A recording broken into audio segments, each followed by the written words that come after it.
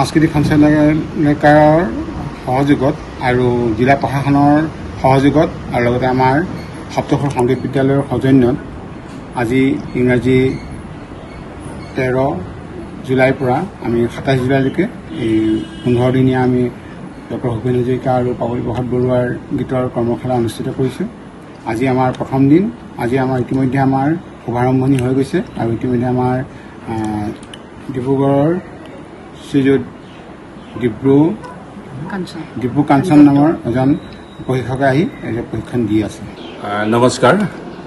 অসম চৰকাৰৰ সাংস্কৃতিক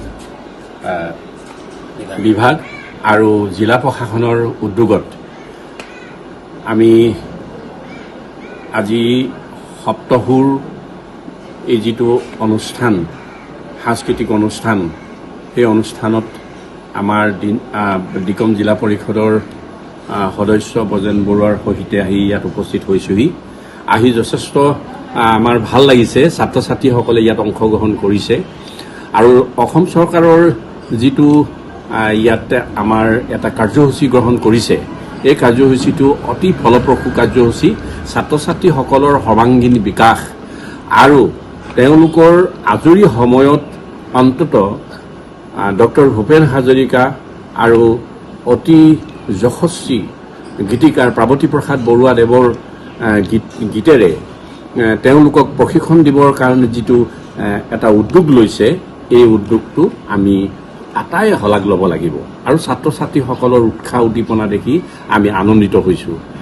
লগতে আমি এষাৰ কথা খুব বেছিকৈ উপলব্ধি কৰিছোঁ, চৰকাৰে অন্তত যে ছাত্ৰ ছাত্ৰীসকলৰ গুণগত মানদণ্ড আৰু বিচাৰ কৰি তেওঁলোকক এটা পৰ্যায়লৈ লৈ যাব খুজিছে আৰু তেওঁলোকক অন্তত সাংস্কৃতিক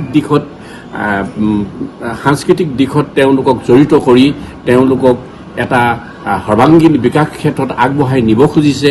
এই কথাটোৱে কিন্তু আমাৰ অঞ্চলটোত এক খুব সুন্দৰ প্ৰভাৱ পেলাইছে।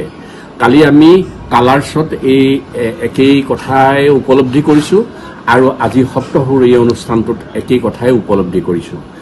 আমি এই কথাও উপলব্ধি কৰিছোঁ যে তাত আমি যথেষ্ট ৰাইজৰো সমাগম ঘটিছে।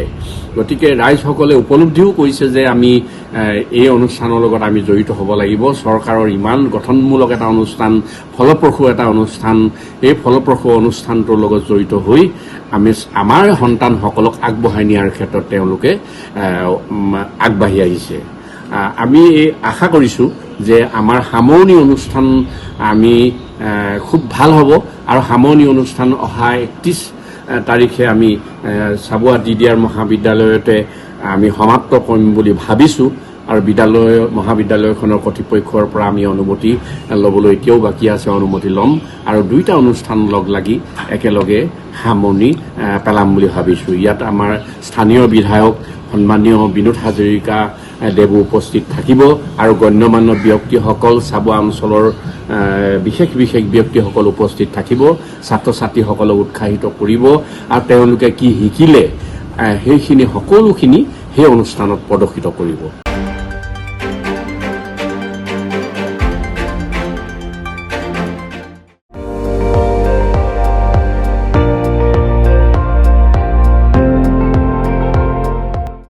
আপুনি চাই আছে ND24, সৰ্বশ্ৰেষ্ঠ নহয় সৰ্বোত্তমৰ দৌৰ।